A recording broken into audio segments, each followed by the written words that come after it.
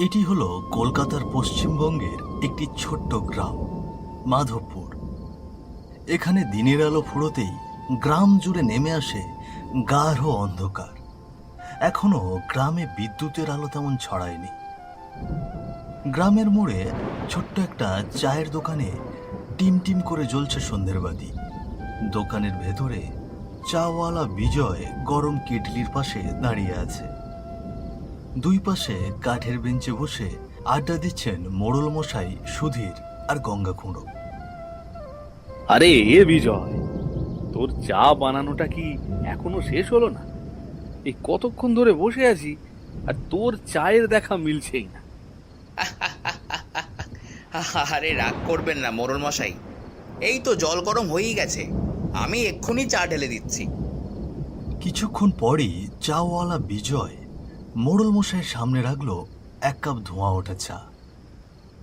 পাশে বসা গঙ্গা খুঁড়োর মুখ যেন হালকা লাল হয়ে উঠেছে মনে হয়, খানিকটা ক্ষেপে আছেন।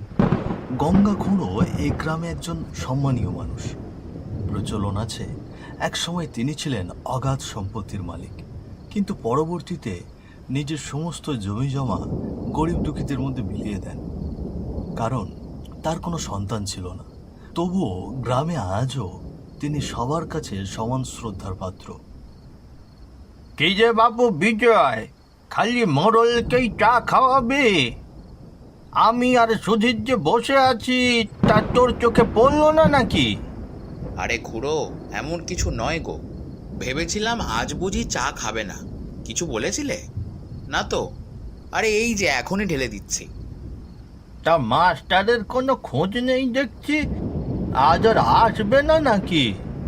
কেন গো খুড়ো, মাস্টার মশাইয়ের সাথে আবার কি দরকার তোমার শুনি? সব কিছুতেই নিজের প্রয়োজনটা আনতে নেই, বুঝলি তো? তুই গ্রামের মোড়ল হওয়ার পর থেকে দেখছি সব কিছুতেই খালি নিজের প্রয়োজন খুঁজিস। কি বলছো খুড়ো? তুমি কিন্তু যা খুশি তা আমাকে বলে ফেলতে পারো না।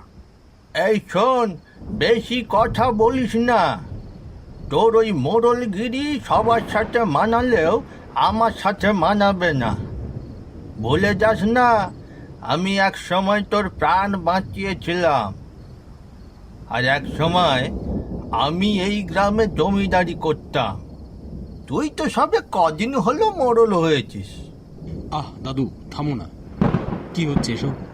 আকাশে কেমন মেঘ জমেছে সেটা একবার দেখো। সুধীর হলো গঙ্গা খুঁড়োর নাতি।